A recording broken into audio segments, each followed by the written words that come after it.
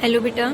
आज का हमारा टॉपिक है डिफोरेस्टेशन। डिफोरेस्टेशन का मतलब होता है पेड़ों की कटाई करना। आपको ये पिक्चर भी दिख रही होगी कि आपकी जो नेचुरल कैपिटल है वुड, हम उसको ब्रेक डाउन कर रहे हैं। तो इंडस्ट्रियलाइजेशन हमारे लिए एक बून भी है क्योंकि हमें काफ़ी सारी चीज़ें प्रोवाइड करता है, but it is Ben also, यानी कि हमारे लिए अच्छी बात भी है और हमारे लिए एक शराब भी है। बून इसलिए है क्योंकि इंडस्ट्री के आने से हमें काफ़ी चीज़ें मिली, हमारी क्वालिटी ऑफ लाइफ इंक्रीज हुई, बट बेन इसलिए है क्योंकि इसके कारण डिफोरेस्टेशन हुआ। पेड़ों को काटा गया आपकी ग्रोइंग डिमांड्स को पूरा करने के लिए, प्रोडक्ट को बनाने के लिए। ठीक है, उसके बाद देखिए आपको क्या कहा है, इंडस्ट्रियलाइजेशन लीड्स टू, इंडस्ट्रियलाइजेशन की वजह से क्या हुआ, अर्बनाइजेशन हुआ। अर्बनाइजेशन मतलब लोग गाँव से शहरों में आकर रहने लगे, जिसकी वजह से हमें क्या हुआ, घर बनाने पड़े। तो उसके लिए भी जंगलों को साफ किया गया और वहाँ पे सिटी टाउन बनाए गए। ठीक है, तो इंडिया की बहुत ज़्यादा पॉपुलेशन थी तो बहुत ज़्यादा तेज़ी से पेड़ों की कटाई की गई। मल्टीपर्पज़ प्रोजेक्ट आए, भाखड़ा डैम बनाया गया, तब भी डिफोरेस्टेशन हमारा हुआ। 3 फैक्टर्स कंट्रीब्यूटिंग टू डिफोरेस्टेशन वो कौन कौन से हैं? ग्रोइंग इंडस्ट्रियल डिमांड जो आपकी है for wood and other forest product, growing demand for wood owing to explosive rise in the population and river. तो इन्होंने 3 मेन फैक्टर बता दिए डिफोरेस्टेशन के, तो ये आप प्लान करेंगे। लकड़ी की डिमांड थी, ठीक है, पॉपुलेशन का बढ़ना, तो हमें जगह बनानी थी, और रिवर वैली प्रोजेक्ट बनाएंगे वो। Yes, it is alarming. According to estimate 2009 का अगर हम एस्टिमेट लें, very dense forest in India is merely 55 kilometre square, यानी कि 1.7% of the total area of land. And moderate dense forest कितने हैं हमारे पास? सिर्फ इतने। तो read it backdrop of the fact recommended the cover for countries 1000 hectare. ये डाटा आपको दिया हुआ है कि देखिए सच में अलार्मिंग स्टेज पे है, हमारे पास पेड़ बहुत कम है, एरिया बहुत कम है। What social forestry aims at, social forestry का क्या एम था? रिस्टोर करना, रिहेबिलिट करना जंगलों को दोबारा से, स्प्रेड करना vegetation over the land, encourage करना commercial production of raw material for paper industry as well as match industry, so that forest का ज़्यादा वो यूज़ ना हो। एनकरेज करना growth of fast growing trees, लोगों को एनकरेज करो कि वो पेड़ों को उगाएं। जनरेट एम्प्लॉयमेंट फॉर अफोरेस्टेशन, मतलब पेड़ों को लगाने के लिए, अफोरेस्टेशन के लिए आप एम्प्लॉयमेंट अपॉर्चुनिटी प्रोवाइड करें। डिग्रेडेशन ऑफ लैंड इसके बाद है हमारा, उसकी वजह से क्या होता है? डिग्रेडेशन का मतलब होता है, देखिए आपकी भूमि बिल्कुल बंजर खराब हो चुकी है, अपनी फर्टिलिटी को खो चुकी है, ठीक है ना। तो इसके क्या क्या कारण हो सकते हैं? सॉइल इरोजन, तेज हवा या बाढ़ का आना, जिसकी वजह से मिट्टी की जो ऊपरी परत होती है वो बिल्कुल ख़राब हो जाती है और अपने न्यूट्रिएंट्स खो देती है, ठीक है। उसके बाद क्या हो सकता है? Alkalinity and salinity of soil caused by, पानी भर जाता है तो उसके कारण एल्कलिनिटी एंड सैलिनिटी होता है। Excessive water loss on the top soil, it tends to stuck up nutrients and reduce the fertility. Nearly 50% of the total landed area is exposed to degradation of one type or the other. Some urgent steps relating to soil conversion is the need for the art. देखिए इसमें आपको क्या कहा गया है? That soil erosion occurring due to strong wind or flood. किसके कारण होता है soil erosion? तेज हवा का आना, बाढ़ का आना। Forests act as built-in check on soil erosion by resisting the fury of flood and strong winds. तो ये छोटी छोटी चीज़ें जो आप छोटी क्लासेस में सीख के आए हो। एनवायरमेंटल डिग्रेडेशन के क्या क्या कारण हो सकते हैं? पॉपुलेशन का एक्सप्लॉयजन, डिग्रेडेशन किस वजह से होता है? पॉपुलेशन ज़्यादा होती है, ठीक है, लैंड का ज़्यादा यूज़ होता है, जंगलों को काटा जाता है, बिल्डिंग्स बनाई जाती हैं। पॉवर्टी, गरीबी का होना, अब गरीबी है तो उनको लकड़ी एज ए ईंधन चाहिए, उनके घर में चूल्हा नहीं है, गैस नहीं है, तो वो लकड़ी को ईंधन मान के खाना बनाते हैं। अर्बनाइजेशन का होना, इंक्रीजिंग यूज़ ऑफ इंसेक्टिसाइड, आप पेस्टिसाइड केमिकल का यूज़ कर रहे हो, वो भी आपका एनवायरमेंटल पोल्यूशन रहता है।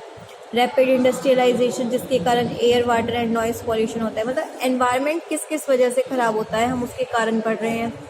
ट्रांसपोर्ट व्हीकल का इंक्रीज होना, सिविक नॉर्म का डिसकार्ड होना, मतलब roads are littered and horns and loud speakers are indiscriminately use हो रहे हैं और कोई उनको रोकने वाला नहीं है। सप्लाई डिमांड रिवर्सल क्या है? Environmental degradation owes a great deal to supply demand reversal of resources over a period of time. Prior to industrialization, industrialization से पहले क्या था? When the pace of life was slow, demand for natural resources did not exceed their supply, उनकी demand increase नहीं हुई थी। Man lived as a component of nature, never as its commander और its exploiter. As industrialization progress there was a surge in human wants, जैसे जैसे industry line बढ़ा तो human wants बढ़ी. Accordingly, there has been exponential growth in demand for natural resources, leading to their overuse as well as misuse. Supply of resources has been suffered a reversal from abundance to scarcity. Demand, on the other hand, has reversed from manageable to unmanageable limits.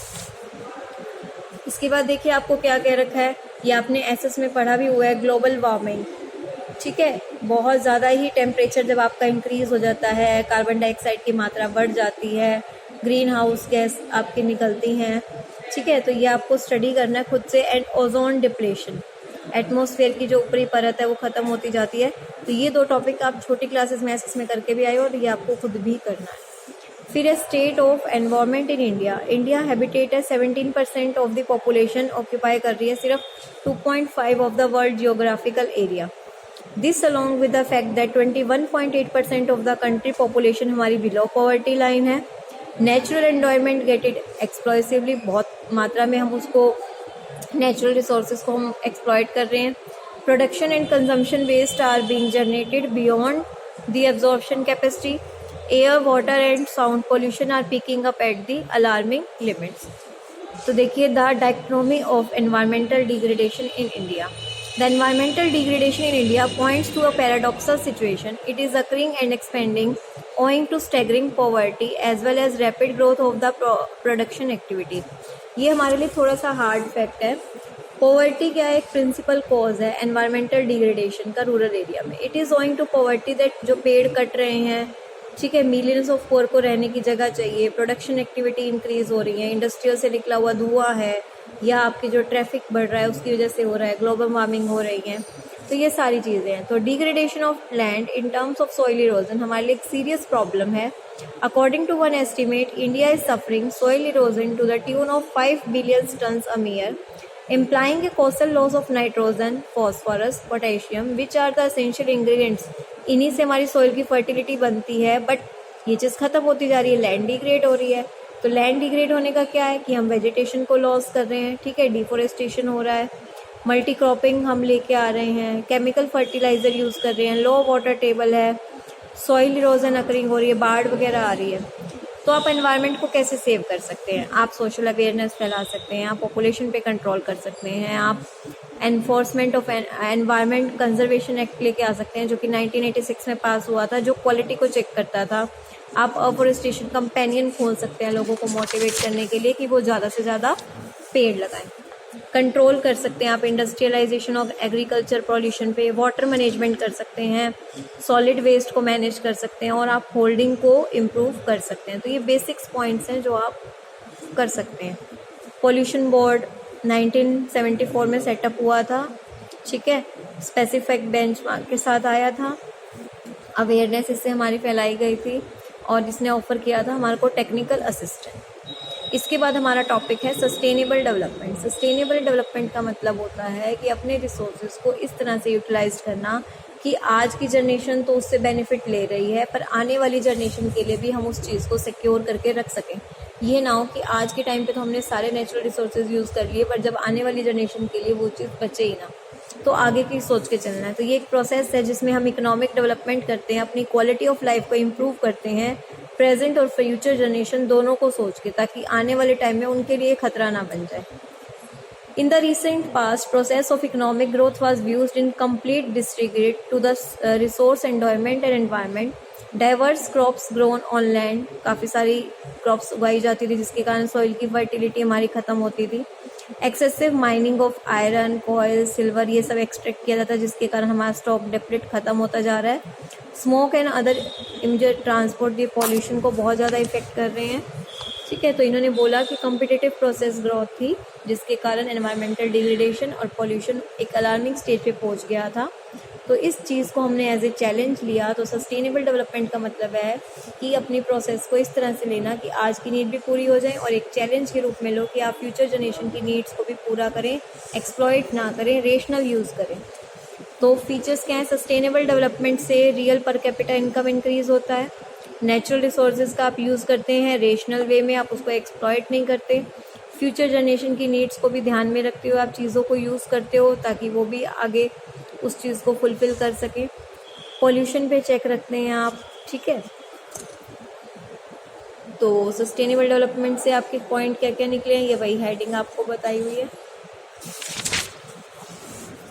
क्या क्या strategies होनी चाहिए sustainable development के लिए। Sustainable development का मतलब ये नहीं है कि सिर्फ पेस ऑफ ग्रोथ, क्या इसका मतलब ये नहीं है ऑप्टिमम यूटिलाइजेशन ऑफ रिसोर्सेज। इसका मतलब है without growth is sustain without challenging of the ability the future generation to grow and prosper. मतलब आप बिना फ्यूचर जनरेशन को चैलेंज किए बिना आज के टाइम पे अपनी नीड्स को पूरा कर रहे हैं, मीन्स फ्यूचर जनरेशन की चीज़ों को इफेक्ट नहीं कर रहे। तो इसमें आप क्या कर सकते हैं, इनपुट एफिशिएंट टेक्नोलॉजी ला सकते हैं, ठीक है, जिसके कारण मॉडरेट स्ट्रेस आए हमारे रिसोर्सेज पे। Environmental friendly sources of energy use कर सकते हैं हम, जैसे आप in place of petrol and diesel आप कार्बन डाइऑक्साइड को ऐड कर सकते हैं ग्रीन हाउस गैसेज में। People in rural area should be discourage from using, उनको डिस्करेज किया जाए कि वो घरों में लकड़ी का यूज़ ना करें, जिसके कारण डिफोरेस्टेशन या डिग्रेडेशन ना हो। गोबर गैस का यूज़ करें। इंटीग्रेटेड रूरल डेवलपमेंट, आप क्या कर सकते हैं, इंटीग्रेटेड रूरल डेवलपमेंट प्रोग्राम कर सकते हैं, जिससे लोगों को एम्प्लॉयमेंट अपॉर्चुनिटी भी मिलेगी, लोग वापस अर्बन माइग्रेशन पे चेक रहेगा। अगर रूरल एरिया डेवलप होगा तो लोग अर्बनाइजेशन बहुत कम करेंगे, जिसके कारण डिग्रेडेशन हमारा बहुत ही कम होगा, deforestation. Convert sunlight into solar energy and solar energy into electricity, आप कोशिश कीजिए कि आप सनलाइट को सोलर एनर्जी में कन्वर्ट करिए और सोलर एनर्जी को इलेक्ट्रिसिटी में कन्वर्ट करिए।